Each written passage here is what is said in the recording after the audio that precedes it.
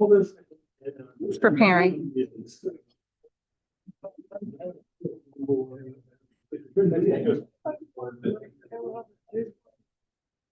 Okay, I don't need these.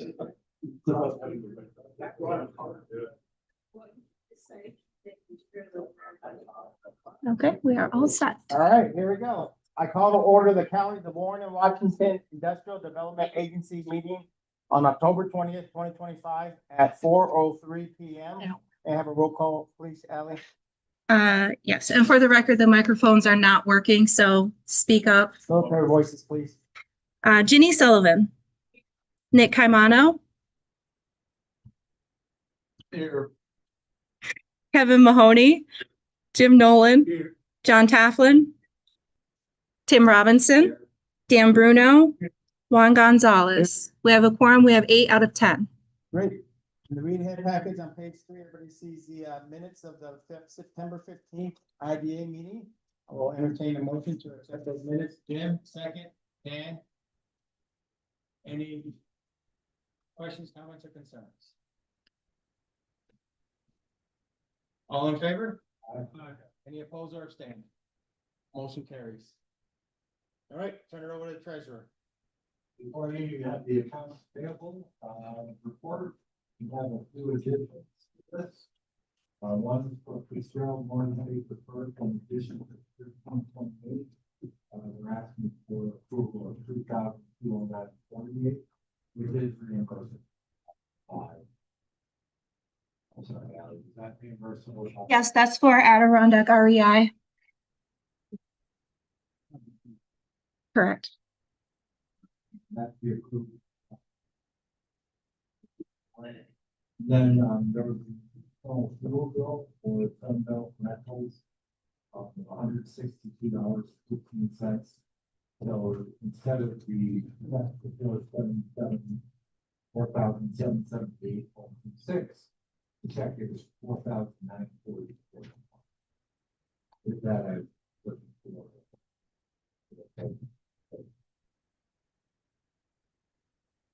Okay. Questions? No? We'll entertain a motion to accept account payables. Nick, second. Jim? Roll call, Ally, please. Ginny Sullivan, Nick Caimano, Kevin Mahoney, Jim Nolan, John Taflin, Yeah. Tim Robinson, Yeah. Dan Bruno, Yeah. Juan Gonzalez. Yes. Motion passes. Great, treasurer, year to date. Sure, here today, we're looking at a balance sheet as of 9/30, with very strong cash position that I was checking here. Very strong capital. In terms of, credit score line. Pretty strong activity. And putting me at a very positive.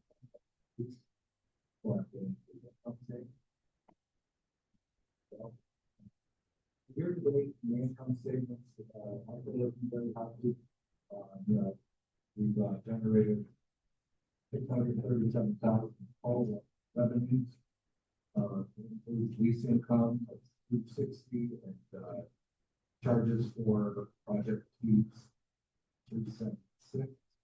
I'm sorry, 245. Rental use of 7. Business also interest income is 666,000 total income. See our expenses comes down to 179,000 today, and resulting net ordinary income for. I'm really happy with that request there.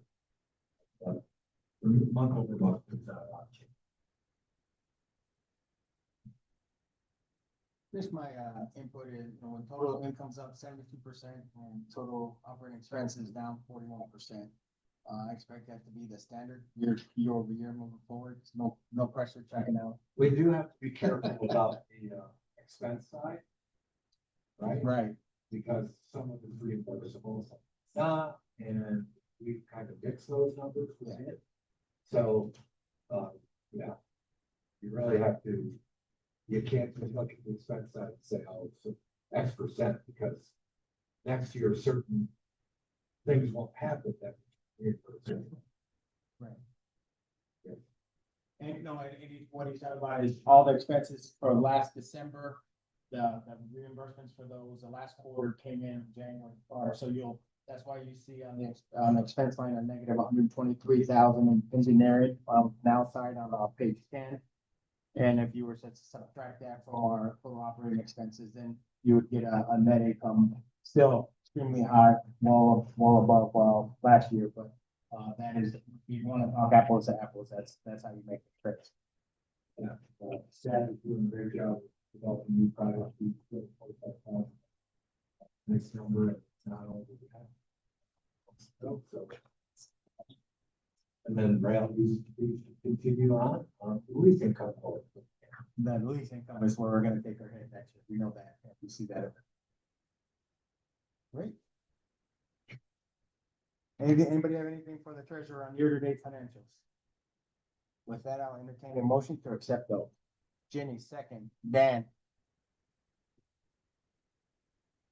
Roll call, please, Ellen. Jenny Sullivan, Nick Caimano, Kevin Mahoney, Jim Nolan, Yes. John Tafflin. Oh, sorry, Tim Robinson. Yeah. Dan Bruno, Yeah. Juan Gonzalez. Yes. Motion passes. Great. Moving on. Yes. Moving on, reports of committee, Park Chair, please.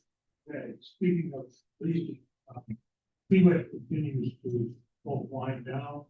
They got 12 reels there now, second they had 3-4 weeks ago. They continue to move material, set the hot studies.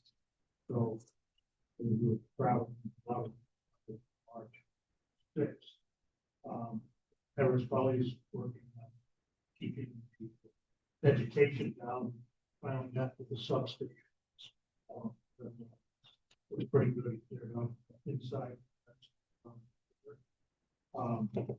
Bob Holmes is working on the alternate or the south exit entrance road through where trucks traffic there bridge up what is for a period of time. That bridge may believe that due to steel pyramid, but all that.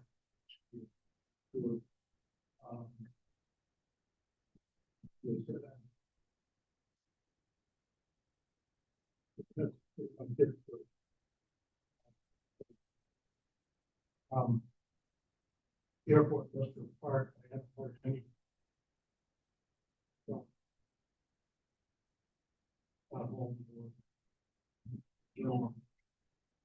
Steve George.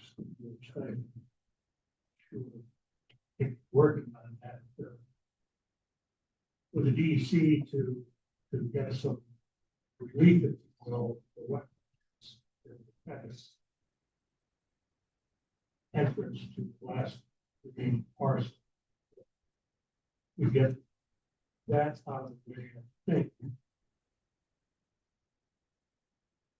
Mr. Park, I think if we get that cleared, so to speak, if that access is available, then I think get rid of both lots. Yes, yeah. So, other than that, there's a question. Yeah. Any questions? None. If everybody turn to page 14 of your read ahead, we can leave that, go start with Chuck. Yeah, so I'm going to go through the standard format that we have here in the agenda. I'll start with canal side project updates. So bear with me. So I'm trying to get in a certain cadence with this, trying not to repeat prior month. So I'm going to give it a shot. Any feedback after the meeting, please let me know. As far as water capacity expansion canal side, Lavella has received stakeholder feedback on water map plan report and updated accordingly. We'll be using an report for the legal process of setting up the water district. A noteworthy change in the new water district that will be that the water district will only be the town lot of Canal Side. As you know, Canal Side has two lots, one in the village, one in town. The village portions are in the water district. So talking with legal counsel, we decided that the new district will only be the town portion of Canal Side. That will mean the eventual owner of Canal Side will have two water bills, but not the end of the world. As far as the formation of the water district itself, now that we have the updated map plan report, which I only review, the village has already signed off on it, we're waiting for the town. Once the town signs off on it, then we go through the legal process of going through the town board, village board to get the water district formed.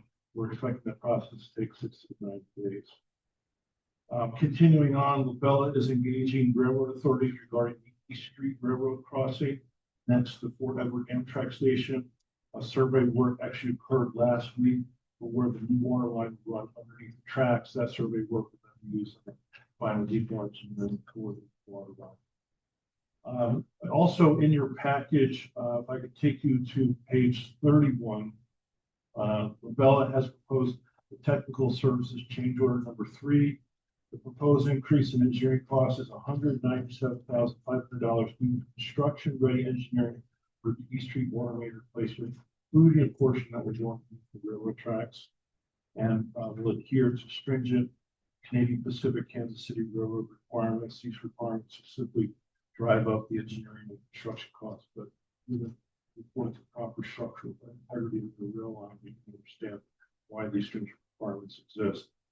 The increases this additional $197,000 will increase the estimated total water project cost from about 2.2 to 2.4 million, but will remain within the estimate 2023, which had a concept cost estimate of 2.5 million. So the good news is there are some changes going on with design water, and the good news on top of that is that we're staying within the original estimated cost of $2.5 million. Please note that this is before construction bidding process. The construction bidding process, while we have strong contingency dollars, we won't know until we get construction bid sometime next year. So back to this proposal from Labella, again, page 31 in your package. We are looking for board approval to modify this engineering service agreement with Labella, again, for additional detail engineering for water line construction with the railroad costs. Now, Dan, if you have anything to add on to it? No, just that we went over this with Labella. We were pretty hard on the state of our concerns. Unequivocally, then they came back.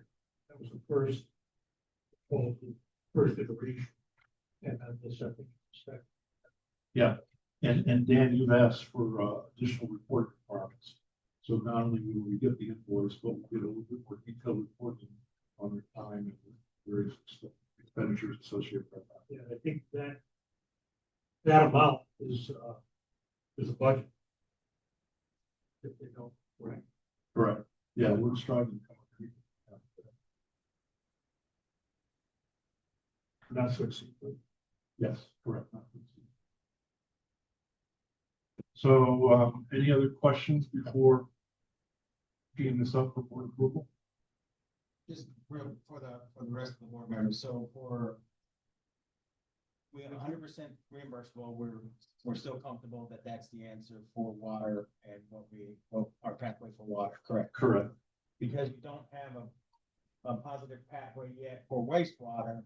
There is risk, depending on which way we go, of potential overruns and us needing either put our own IDA money in or go find additional grants. So the water portion is so far advanced that we are going to be comfortable when you hear water that 100% refund are reimbursable with grants.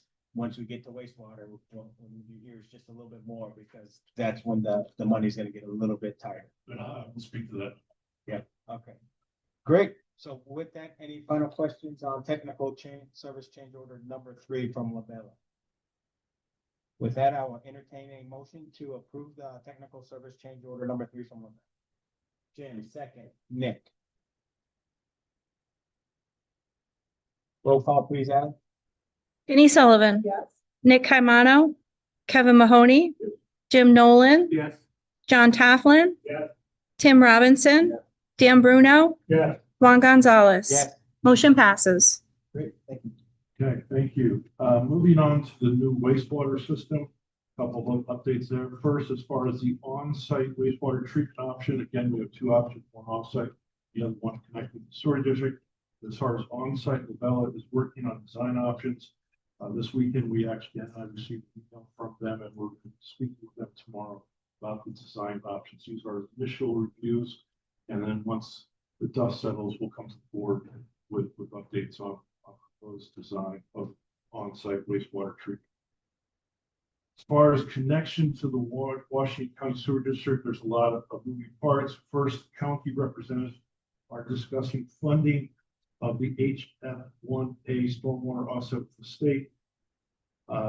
Funding, if granted, will benefit Canal Side and Kingsbury Fort Edward housing and business development projects. The state is giving serious consideration providing funding. That funding, by the way, is a little over $11 million. The state is considering it because the county has brought up a point about prison closing and county believes that the state, if they did this stormwater offset funding, it would help county in other ways. The Washington County Sewer District representatives, IDA representatives met with EDSD officials on October 8th. And we are now waiting for a response back from the meeting as far as the status of potential funding. Meanwhile, the working team has recommended that the IDA provide a will serve request to the sewer district so the district can start discussing some technical issues. It's a very informal step that we need that will serve letter. So that will serve letter will be presented to the sewer district very soon. So we continue to run the engineering parallel path with funding. The only other thing I'll mention is that with this project, there will be some permitting issues with both DEC and Canal Corp. So we have complexity of two different options, one on-site, off-site, and then we will have to go through the DEC for final approval. We'll also have to go to Canal Corp because of construction. So this, to one point earlier, of our two projects, water versus wastewater, without more complex. So with that, Dan, I'll need to add. No, I think that's okay. Any other questions about wastewater? Okay, moving on to the East Street back entrance and exit detour to the 2026 main entrance bridge replacement. I know there's a lot going on. Dan talked about this a little bit earlier. As we know, Bob Holmes, our consultant engineer, has drafted concept drawings for widening the road on Canal Corp land of 1 to 2 lanes. Canal Corp is formally approved and recommended engagement DEC on environmental permitting issues, including the removal of wetland rules. Dan and I have asked Labella for a professional services proposal that is in your board package, starting with page 14. And we are going to seek board approval of this proposed professional services agreement.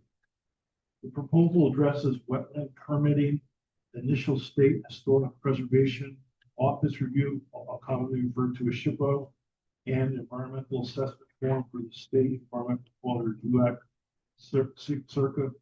seeker, for an estimated cost of $30,440.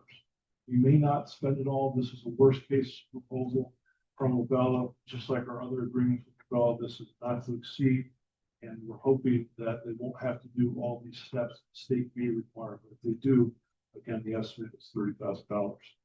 The proposal has been informally reviewed and approved by Canal Corp. We have a very good working relationship with their operations engineering group, so they take a look at it and have said that they believe that the proposal will do the trick.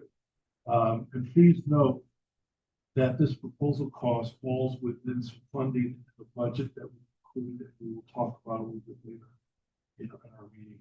So with that, Dan, anything in that before we see work? No, thank you. So I want to be clear, this is not reimbursable, correct? great point. This is not reimbursable.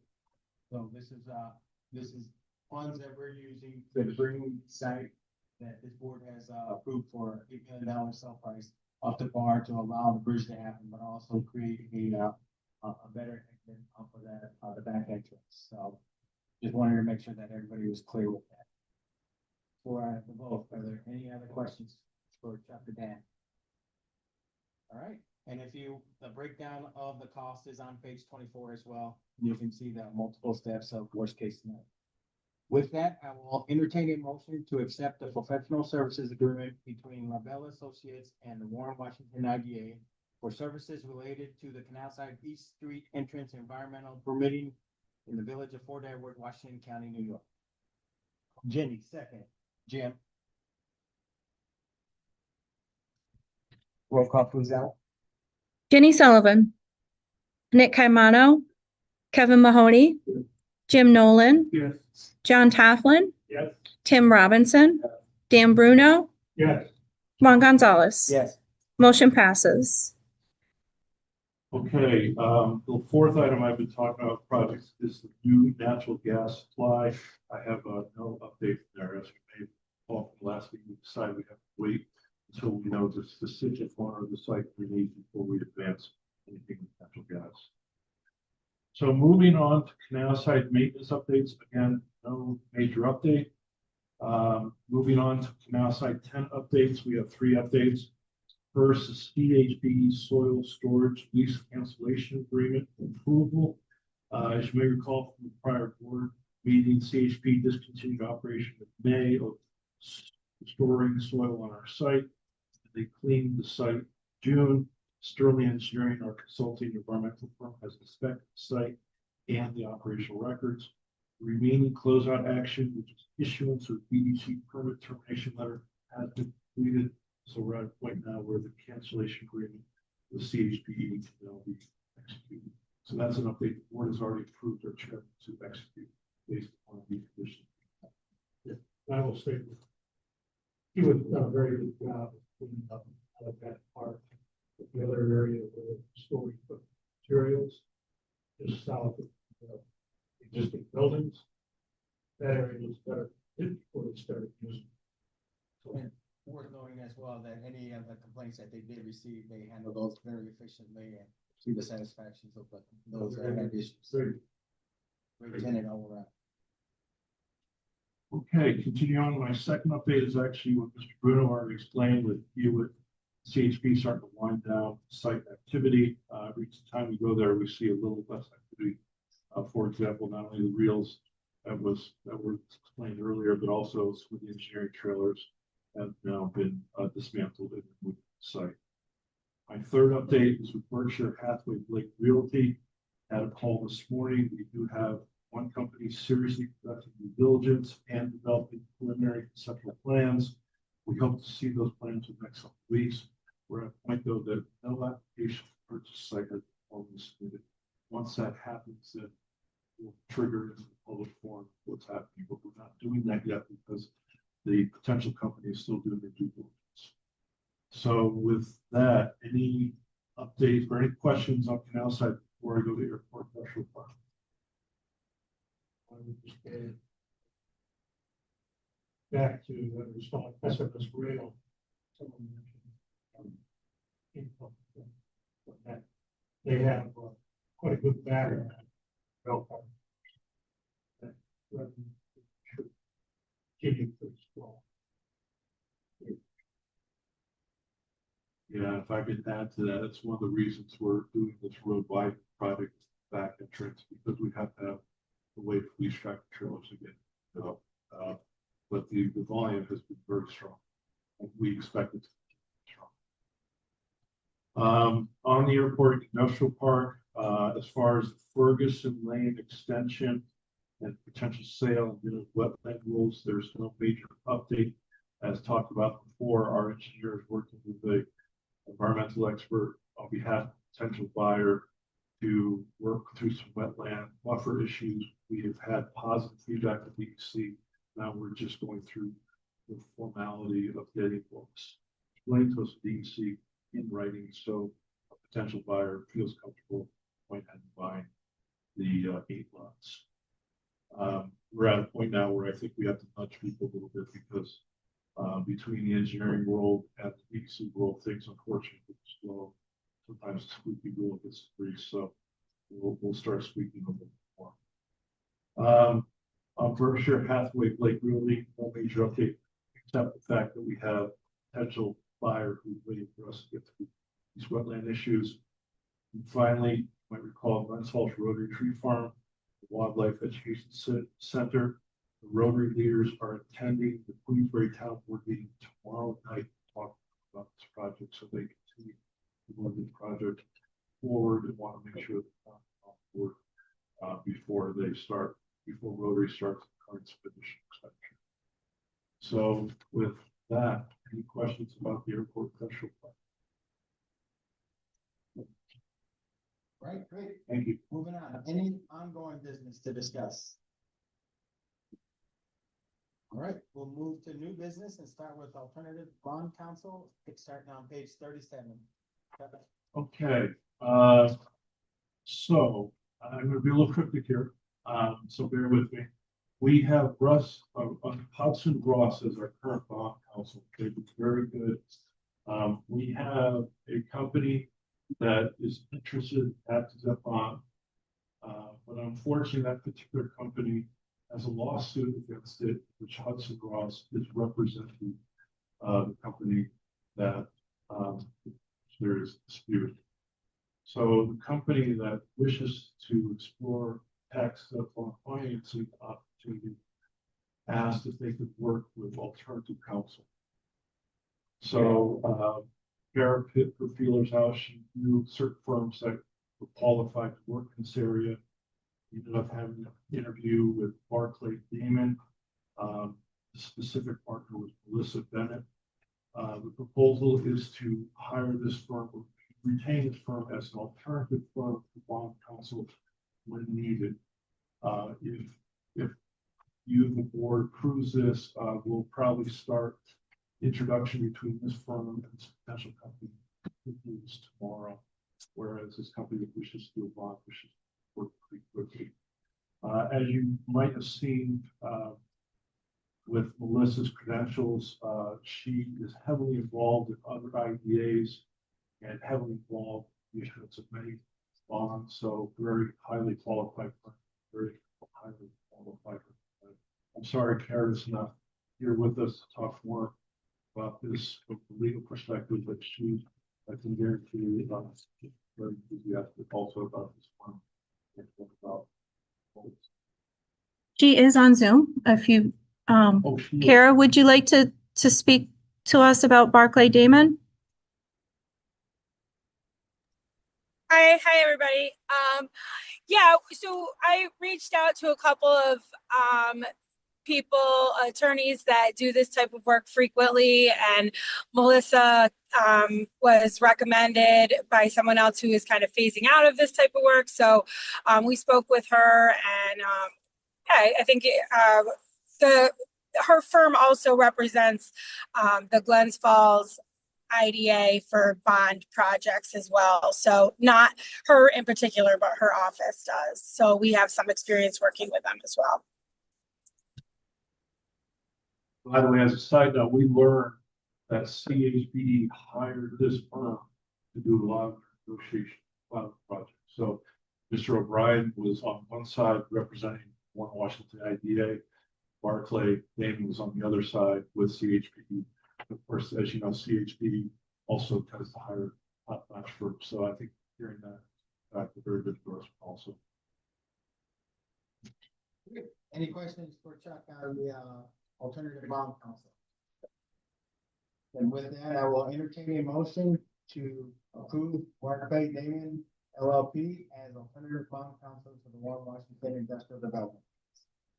Tim, second. Dan? Give me a roll. Yes. Are we paying in any way for people? We don't. When they hire the firm, they pay the legal expenses. We're not still on the hook for one worker. Correct. Correct. So with any tax exempt bond financing, company going after the financing will pay the bills. But right now we don't have any tax and bond financing work, but so, yeah, we're. Roll call, Ally, please. Ginny Sullivan. Nick Caimano. Kevin Mahoney. Yes. Jim Nolan. Yes. John Toughlin. Yep. Tim Robinson. Dan Bruno. Yeah. Juan Gonzalez. Yes. Motion passes. Great. All right, start on page 68 of your read ahead package. It's 2026 budget. Treasurer, take us over. I'll put some highlights here. You can see the budget on the right side of the 68. Shows you the income you anticipate. Right up through the total income, 85. We walk through that. We have some just income of about 84,000 you anticipate. That's a little lower rate. Less money than what we have right now. That's where the 84,000 came from. We're looking to move money from the CPF to the IDA. And part of that goes 500,000 towards bridge support. Because that's what they estimated potential cost to be. That's just and then another 25,000 field development. Grant. It's a grant to the IDA to help study how to get brownfield property back on tax. So you see, you've got a couple other line items. Less rent coming in from the outside lease income of 230,000. Then we anticipate new project fees of 300,000. We expect close to about 314,000. Represents two projects that we have currently plus any new projects. So that's kind of it on the revenue income side, or the income side, and then we go into the expense side on page 61. We have to hire out a task for a nation. That will marketing, PR, run more sponsorships. Might be able to get their name out there, well, fairs, want to do that for chamber and things like that. Sponsorships. So we have that 512. We do anticipate with the adding of payrolls. Because we do want to out of the office into the back room. I'm going to a third party provider on payroll. So that is the reason for the $6,000 increase. That is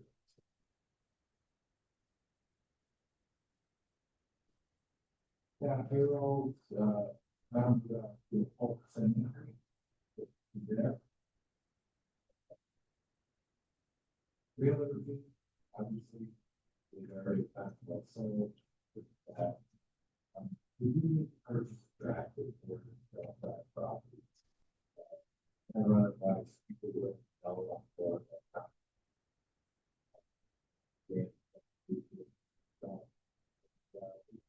Part of that.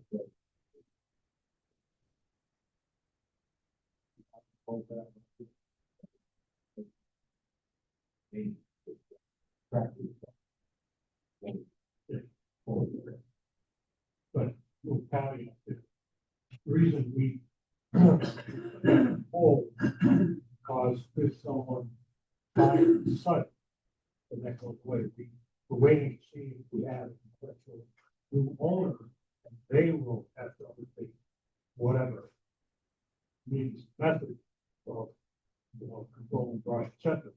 So that may or may not expense.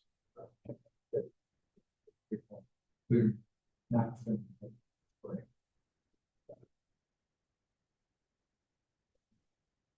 Multi-utility reimbursement stuff. We won't purchase that.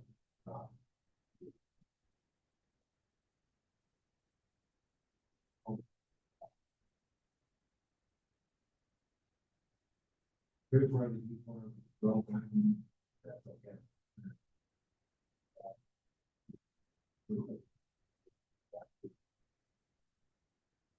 Power went down, flex, something to certain tier, retirement. Case, no citizen not have to fund it to accept the pastors instead of. Health insurance, it would increase it.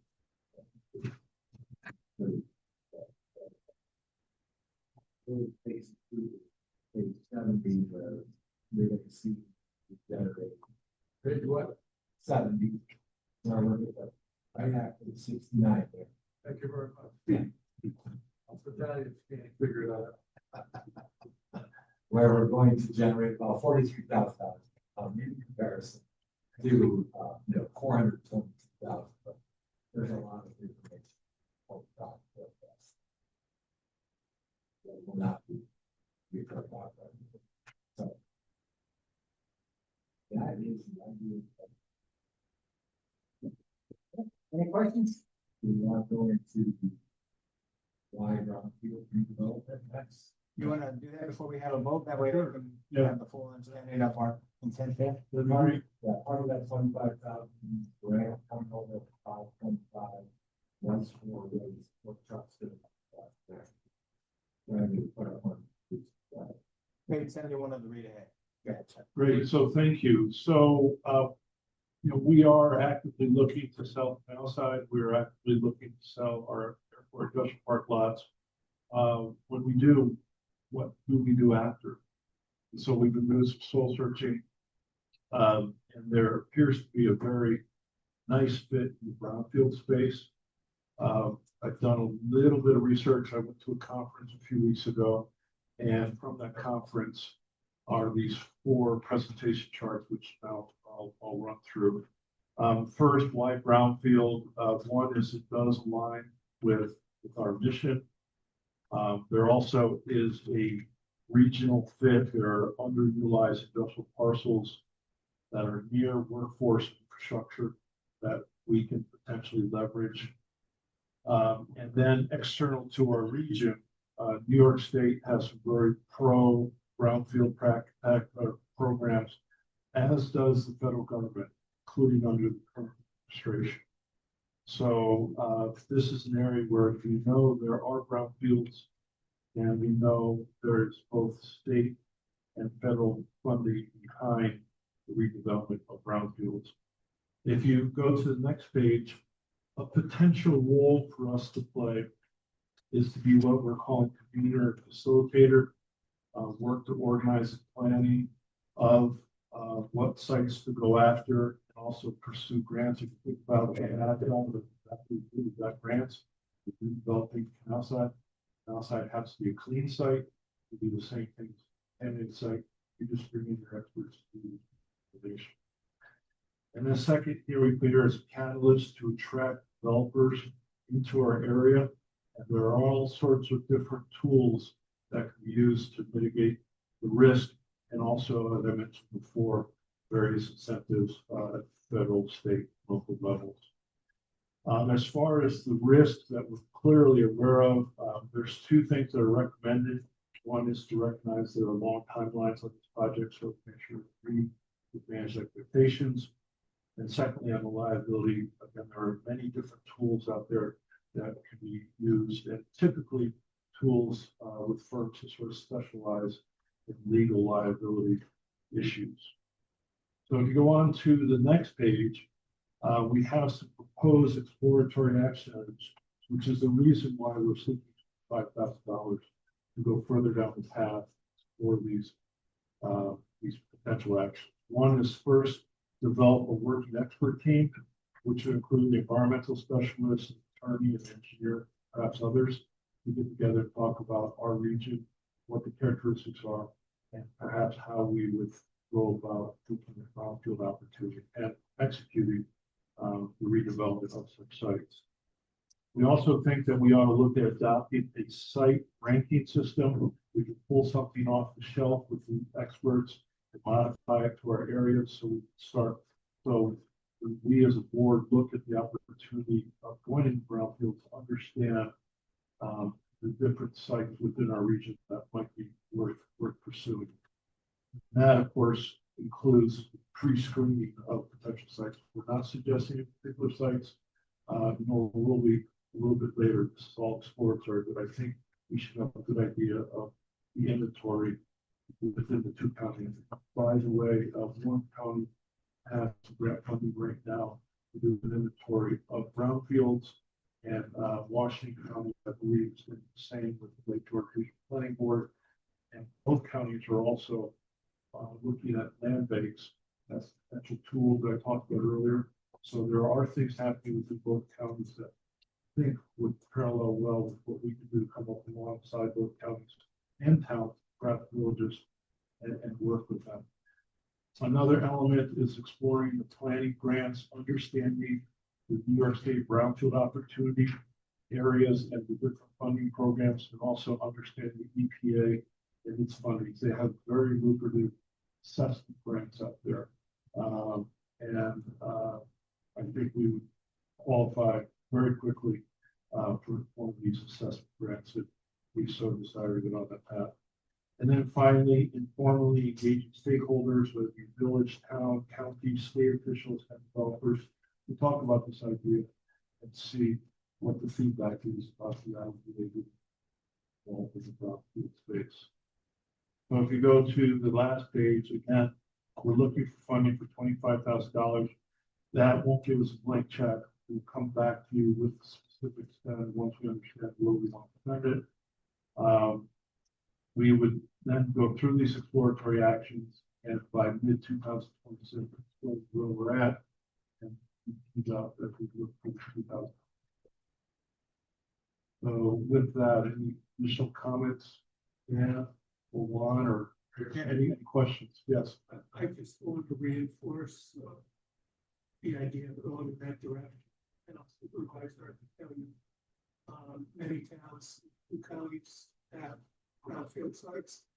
And there are developers that are willing to tap these sites, but only where state, federal, and IDA support they need it, because it's the only way to do it.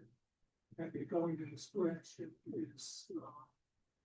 is a great idea, and it will benefit the county. Thank you. Are there other IDAs currently? Yes, matter of fact, I have a little bit of a mentor. Herkimer idea is doing this, and they're doing very well. Very well now. The world of IDAs put together for these conferences. They're typically the lead on brownfield development. So yes, IDAs are involved, and actually, the gentleman from this IDA recommended the conference. At that conference, it also met potentially the council of environmental liquid. So yes, IDAs are involved. Have one. I just, will we own any of this? Highly unlikely. Okay, that's the point. We don't get into the ownership. That's correct. And that's the big warning. And what I learned from some of the attorneys, there are tools out there where you can wrestle away control, but you don't take liability with liability, still stays with the entity that caused And the profit aspect of it. Well, this is a great question. This is one of the things that we explore for. How do we get right now? We do an incentive project in the back end when we had our incentive fee. But if we put 2 years into it, how do we? What happens? What's it look like? How much will it be? Yes, we have a strong balance sheet. Are we going to want to be a fee-based business of some sort, or are we willing to donate those funds for the cause of brownfield development? This will be a question that we'll have to get out and talk about it. That makes sense. Before we talk, well, before we get into it. Yeah, I mean, Yes. you know, right now we're just exploring this, and I think the first to say there's a lot to learn. And I'm not suggesting we'll run out and start spending this money tomorrow. There's a lot of things we can do with free resources. The federal government has some things that buys without, you'll hear me speak about it. I report out, met a firm at Lake George Regional Planning Board, NJIT. They work for the EPA in our region to free counsel for entities of these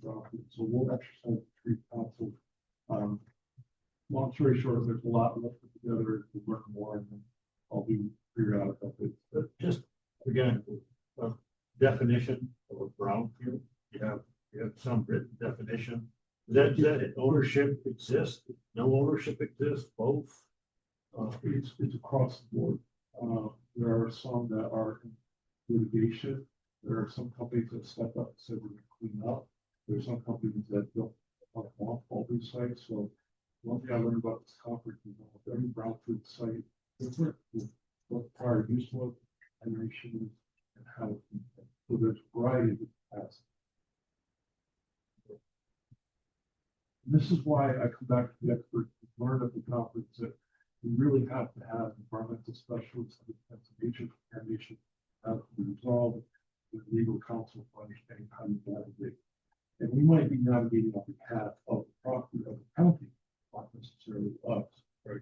So, that's a lot more problem. The legal counsel and other experts, local, or they all? Most of the firms I've dealt with were either Albany or Surrey. And we'll work with Kara too on or legal counsel, just like we did with Pat. So really, this is seed money for us to explore the area, for us to help on Washington. Right, and it's proposed within the budget, hold on, what will happen. Chuck will come back at each meeting, gives an update, and if he's gonna spend money, he'll ask for it. No money's being spent by the idea. All right, anything else? Always spicy. What do we like it? All right, with that, I will entertain a motion to accept the 2026 budget. Jim, second. Dan. Roll call, please, Adam. Jenny Sullivan, Nick Caimano, Kevin Mahoney, Jim Nolan, Yes. John Taflin, Yeah. Tim Robinson, Dan Bruno, Yeah. Juan Gonzalez. Yes. Motion passes. All right, looking at page 75 of the read ahead is the 2026 minutes holiday schedule. We need to approve this. Well, does anybody have any questions or concerns about the dates that I presented to you all?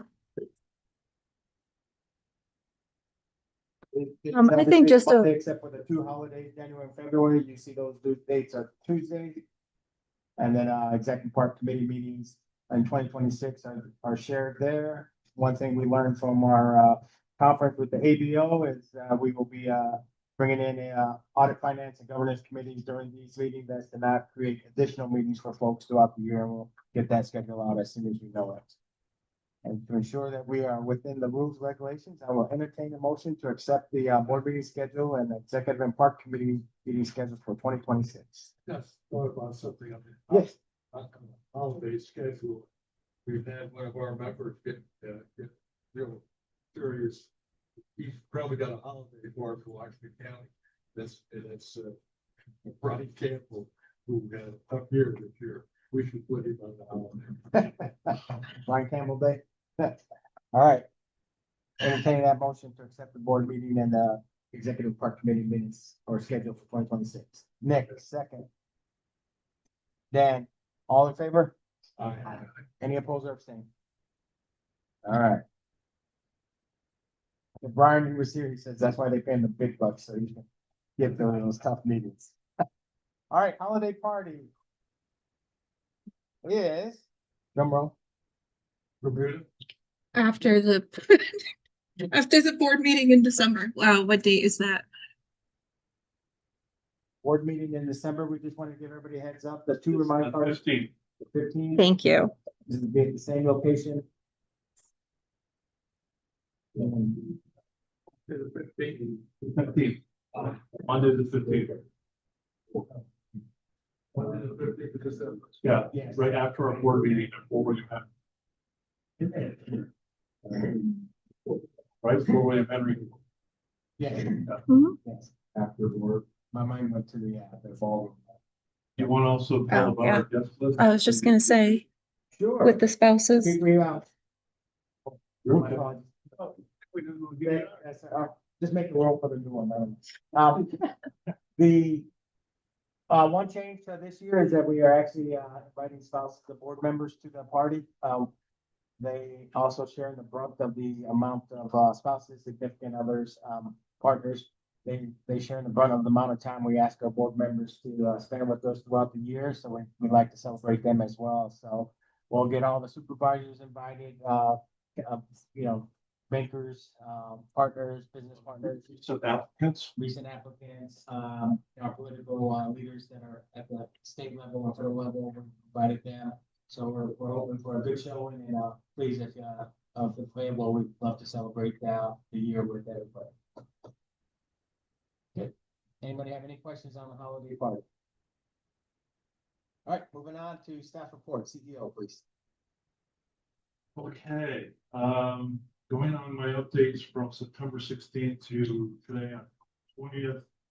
I talked about, well, let me start by saying on September 17th, 18th, I attended the Brownfield Coalition of Northeast Conference. That was at the Rivers Casino and Resort Schenectady. Very interesting property. That itself is the Brownfield redevelopment.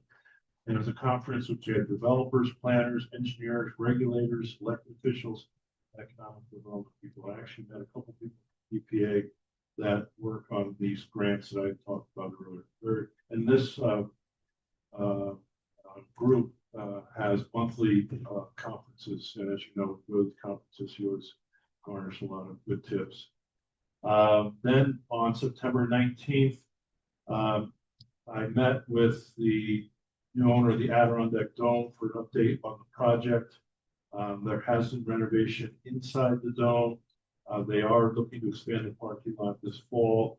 They in their application talked about an additional field that might happen next year. And they have added additional tournaments as they suggested in our application. And this year is, I think, particularly for board members, at the end of every year, we always expect where they are with the project. And with this particular applicant, there are some certain commitments with tournaments, and I'm happy to report that formally they are meeting the tournament that they promised, and we will formalize that survey that Ally will be sending out in December. Also on the 19th of September, met with Tim Barber and Spring Steve Springer for the tour of the native development 40,000 square foot building for NIPSI. That is coming along quite nicely.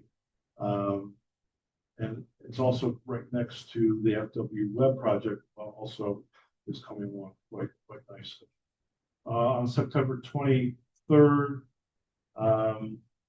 we had orientation for our new social media intern, Nicole Rodriguez. She's at school down at Florida State right now, so everything we're doing is via Teams and Zoom. She's been great, has brought some new ideas to our social media that are starting to be executed.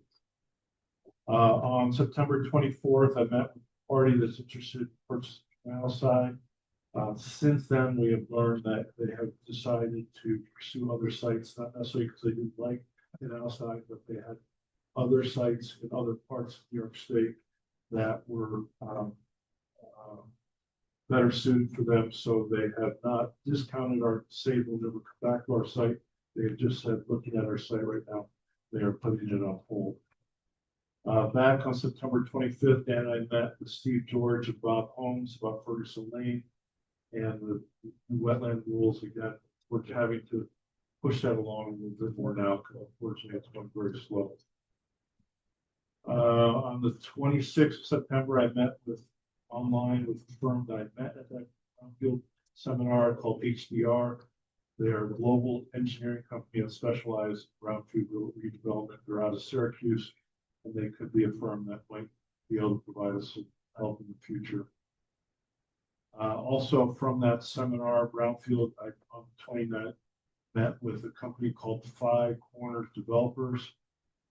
They didn't interact with me on Brownfield, but they're interested in housing projects in our area. They're asking about what we can do to help them with housing.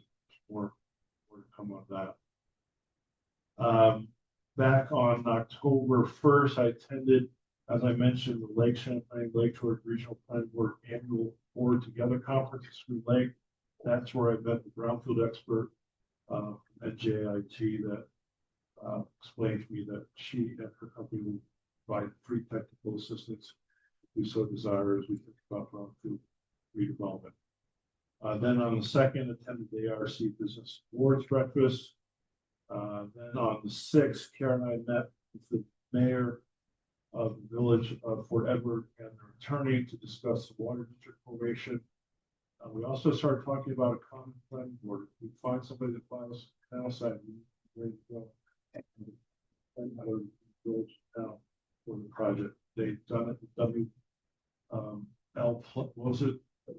WL Plastics. Years ago. So hopefully we'll have to do that again. Fire. And the other thing we're doing is starting to knock on the door of addressing the property assessment. Property is assessed at about 10.3 million. As you might recall, we recently had an appraisal that beginning this year. The as is came in at 5 million, so we obviously have great discrepancy between market value, assessed value. Any future buyer of the sites we want to talk to the town village about it. There's no reason we should start these conversations. So from that meeting with the mayor, I have contacted the village assessor, who's also the town assessor, and have provided her appraisal. And we'll start these informal discussions about what to do with that property assessment. People are aware there's a formal process of contesting assessment in March, April timeframe. So we will be prepared for that process if that's the process that the village says that we should. Yes, they want to check up. Wow, that needs to be Correct. And right now it's about 7 months, 8 months. By that time, I have to have an update.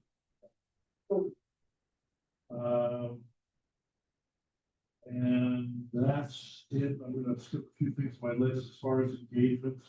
Year to date, there's been 44 engagements, 15 in manufacturing distribution, 5 in tourism recreation, 2 in hotel and resort, 3 in food and beverage, 5 in mixed, 8 in housing, 2 in energy, 1 in medical, and 5 in other.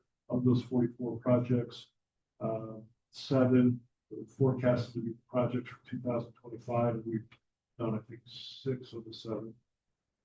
There are 6 projects that might be potential applicants in 2026, 3 applicants that might be potential applicants in 2027, 18 are unknown, 10 are likely not pursued an application. And finally, in the pipeline list, right now we have a pipeline with 17 different projects, 4 in housing, 3 in hotel and resort, 5 in manufacturing distribution, 4 in mixed use, and 1 in food and beverage. Of those 17 projects, 2 are advancing their application, 5 are still considering the application, 10 are simply exploring the application. That's a 17, a total of 17, and then we have 10, over 10 that have been active within a year. So with that, that's my report. Any questions? All right, moving over to administrator.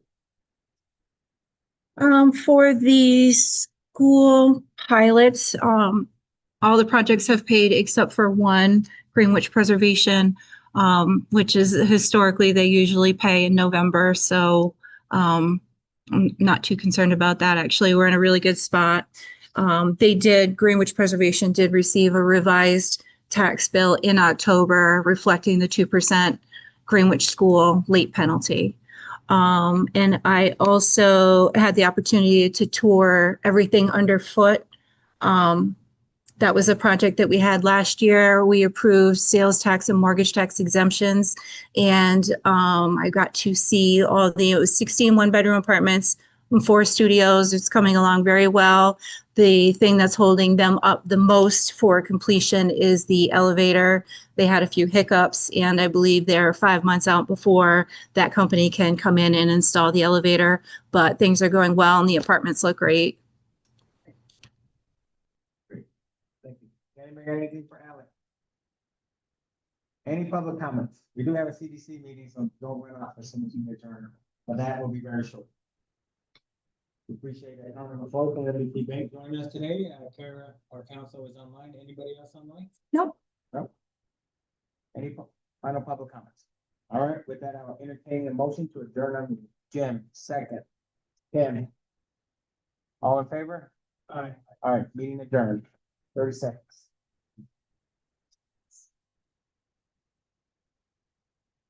You ready out there? Yes. All right, I call to order the Counties of Warren and Washington Civil Development Corporation meeting on October 20th, 2025 at 5:04 PM. Roll call, please, Ellen.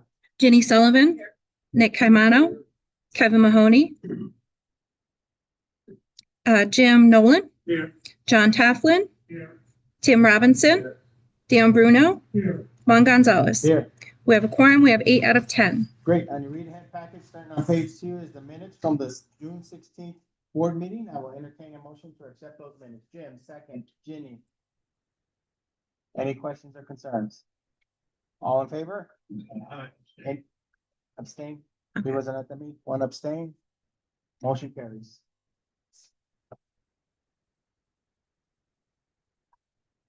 All right, we'll turn it over to treasurer with financial report starting on page 3. Sure, you have president of the balance sheet on page 3, it shows, the very small balance sheet.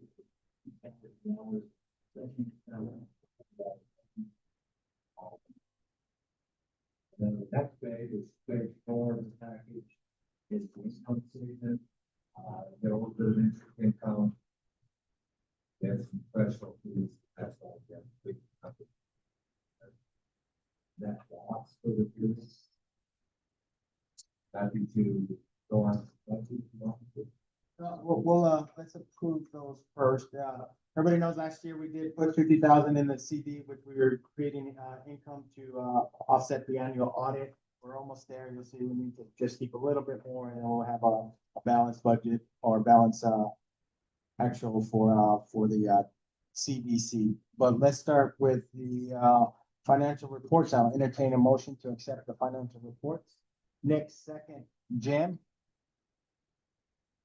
Take a roll call vote, please, Ally. Jenny Sullivan. Nick Caimano, Kevin Mahoney, Jim Nolan, Yes. John Tafflin, Yeah. Tim Robinson, Dan Bruno, Yes. Juan Gonzalez. Yes. Motion passes. Great. Move on to the 2026 budget. Yeah, you have reported on page 5 for budget, it's all of that on page. The,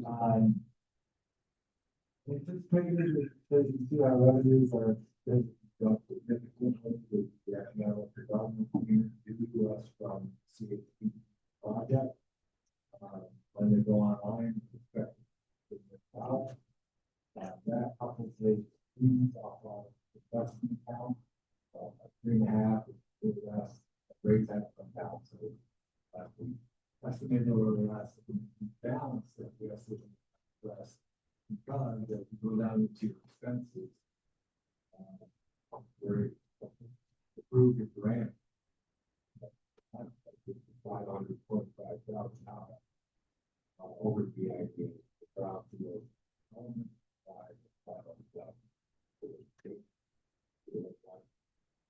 I'll get some accounting fees or total expenses.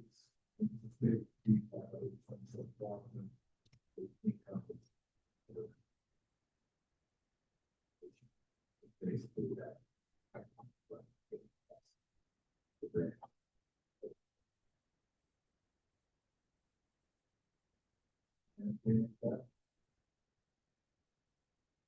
Just remind the board that, we are anticipating that economic development payment mid-year, if not later, and that we do have a legal mechanism to grant funds from CDC to the IDA, but no legal mechanism to get funds back from the IDA to CDC. So as that money comes in, we will have further discussions on if that money should be granted to the IDA, because once we make that decision, it is permanent. And of course, the budgeted amount is the maximum amount we believe for the bridge replacement. So that might change as well. So, if there are no questions with that, I will entertain a motion to accept the 2026 budget for the CDC. Jim, second. Nick. Roll call, please, Ellen. Jenny Sullivan, Nick Caimano, Kevin Mahoney, Jim Nolan, Yes. John Tafflin, Yes. Tim Robinson, Dan Bruno, Yes. Juan Gonzalez. Yes. Motion passes. Great. Motion carries. Everybody sees the 2026 schedule is the same as the IDA, only as needed, so it won't be as intensive, but it should be shortly after everybody. Any questions on our CDP? Yeah. One comment one, I was just said, if you partner with housekeeping item, we should probably change the FNB, on the balance sheets for both the IDA and CDC to Arrowhead. If FNB doesn't. Yeah. Yep. A mystery bank. Remember those guys. Good point. Ally, you got that. I will do that. Great. Thank you, Jenny. Make sure we get it right on the annual meeting as well. Yeah. Comments? Public comment? With that, I'll entertain a motion to adjourn the CDC. Jim, second. Dan? All in favor? We are adjourned. Thank you so much for your time. Truly appreciate it.